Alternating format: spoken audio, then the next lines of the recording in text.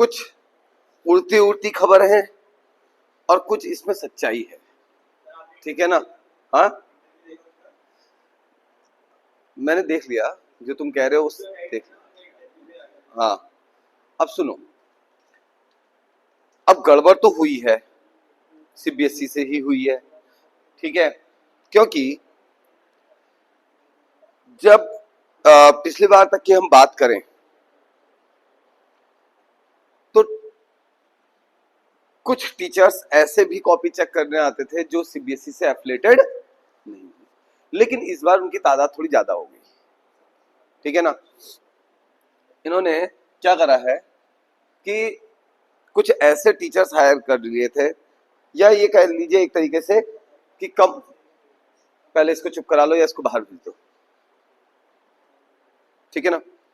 तो कुछ ऐसे टीचर्स ने हायर कर लिए जो कम रेट में कॉपी चेक करने को तैयार थे, ठीक है ना।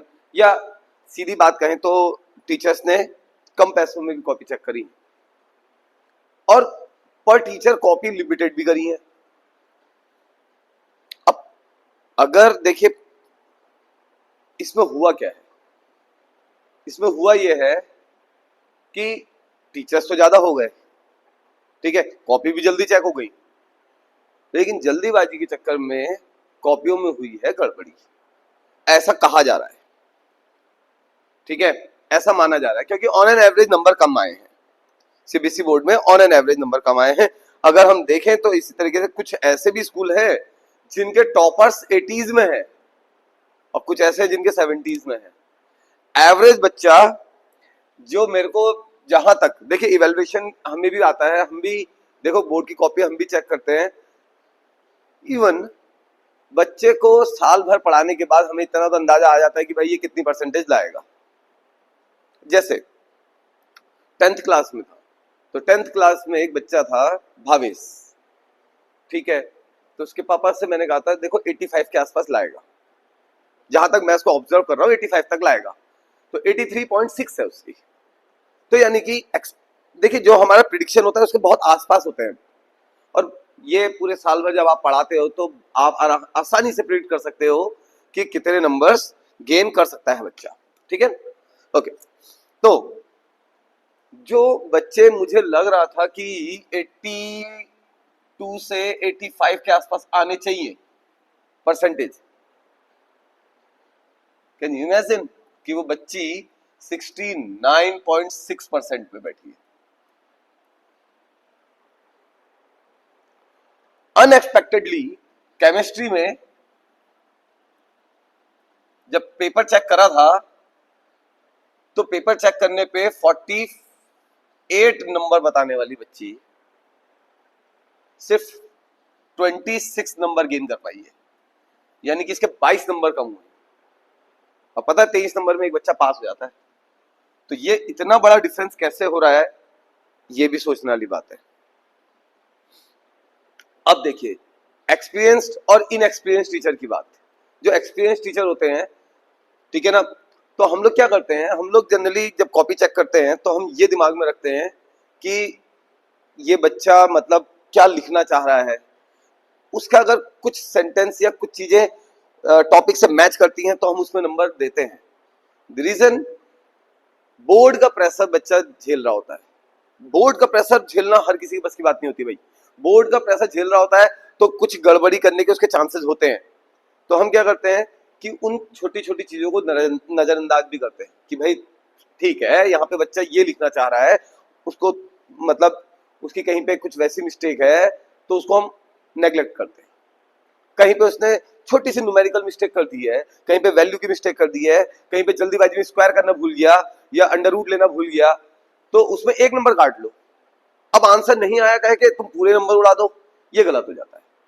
तो इन एक्सपीरियंस कॉपी चेकिंग इस बार सीबीएसई से देखने को मिली है, जिन्होंने देखिए एक्सपीरियंस ना होने की वजह से, जैसे सपोज करो कोई कॉपी चेक कर रहा है, क्या लिखा है यार, क्या है ये ऐसा तो लिखना ही नहीं है, ये तो है ही नहीं, हट कट कर दो। भाई मान लिया क्वेश्चन पूछ रहा है SN1 रिएक्शन के बारे में कोई बात है, और बच्चा SN1 के बारे में कोई बात लिख रहा है, तो उसको देखो तो सही वो क्या लिखना चाह रहा है। मेनली जो कॉपी चेकिंग करता है उसके दिमाग में सिर्फ इतनी सी बात रहनी चाहिए कि जो हमने क्वेश्चन पूछा क्या उससे रिलेटेड बच्चे को इंफॉर्मेशन आती है भी या नहीं आती है, कुछ लिखा है ठीक ठाक लिखा है या थोड़ा कम भी लिखा है तो थोड़े कम नंबर दो। आप ये नहीं करो कि पूरा ही काट दो। फॉर एग्जाम्पल जैसे कोई कन्वर्जन है, एक कन्वर्जन है ए से बी बनाना है, कुछ भी हो सकता है वो, ठीक है ना। बच्चे ने ए से पहले सी बनाया, सी से उसने डी बनाया, डी से ई बनाया और ई से बी बनाना था। वो यहां तक तो गया, ये वाला स्टेप उसका गलत हो गया, ठीक है ना। और अब देखो बच्चे ने फाइनल रिजल्ट तो बनाना ही था, तो उसने यहां से गलती करी तो ये वो गलती यहां भी गई और ये इतना पोर्शन उसका गलत हो गया। तो भाई तुमने देखा अरे यहाँ पे तो गलती कर दी, हटाओ, इसका मतलब है खत्म कर दो, नहीं खत्म कर दो। यहाँ 2 स्टेप उसने सही भी करे हैं, ये 2 स्टेप उसने सही भी करे हैं। और हाँ एक चीज और, सोल्यूशन मिलता है कॉपी चेक करते समय। हम लोग जब कॉपी चेक करते हैं तो सोल्यूशन मिलता है हमें, और सोल्यूशन मिलता है तो कई बार ऐसा भी होता है उस सोल्यूशन से हटके बच्चे ने लिखा होता है, क्योंकि कन्वर्जन जैसी चीजें एक नहीं 2-3 तरीके से की जा सकती है, उसके बहुत सारे तरीके होते हैं। न्यूमेरिकल को अप्रोच करने के बहुत सारे तरीके बन सकते हैं। मैं सपोज करो मेरे से कहा है कि ये क्वेश्चन है, इसका ये आंसर है, अब बच्चे ने उसको सेकंड मेथड से कर दिया तो हम इसको काट नहीं सकते, नहीं काट सकते, उसमें नंबर देने पड़ेंगे। अगर पूरी मेथड और आंसर सही आया है तो हमें पूरे नंबर देने पड़ेंगे, और अगर आधा भी किया है तो आधे नंबर उसको देने पड़ेंगे, स्टेप मार्किंग करनी पड़ेगी। लेकिन यही इन एक्सपीरियंस इस बार बोर्ड में देखने को मिला। कहीं तो इन एक्सपीरियंस लेवल ये था कि जिन्होंने पेपर बहुत कम अटेम्प्ट करा उनके बहुत ही तगड़े नंबर भी आ रखे हैं। ऐसा नहीं है कि इन एक्सपीरियंस लेवल में उन्होंने सिर्फ यही करा है कि नंबर कम करें, नहीं, कहीं तो नंबर बटे हैं, बहुत तगड़े बटे हैं, लेकिन कहीं नंबर बेवजह भी कटे। तो इसीलिए अब मैं आप लोगों से सभी से एक चीज कहूंगा कि देखिए बोर्ड का रिजल्ट को आए हुए 2 दिन हो गए, 4 दिन और वेट कर लीजिए, ठीक है ना। आफ्टर 4 डेज सीबीएसई अपना नोटिफिकेशन जारी करेगी और उस नोटिफिकेशन में आपको अपनी कॉपी की पीडीएफ देखने का मौका मिल जाएगा। आप अपना पीडीएफ देखिए, चेक कीजिए। मैं 70 to 80% श्योर हूं कि हजारों की तादाद में बच्चों के नंबर्स में गड़बड़ी पकड़ी जाएगी। सिर्फ इसी बार थोड़ा हम बोर्ड की कॉपी चेक कर रहे हैं, या इसी बार हमने थोड़ा, यार हमने भी तो कॉपी चेक करी, हमने भी तो नंबर दिए हैं, हम देख रहे हैं यार एक सेंटर पे बच्चा जैसा रिजल्ट दिख रहा है ना, लगभग उससे मैच करता ही होता है, क्योंकि एक एवरेज बच्चे का आईक्यू उसी लेवल का होता है। तो अपने सेंटर में मैं देख रहा हूं कि भाई 90% से ऊपर का रिजल्ट है, 94-95%।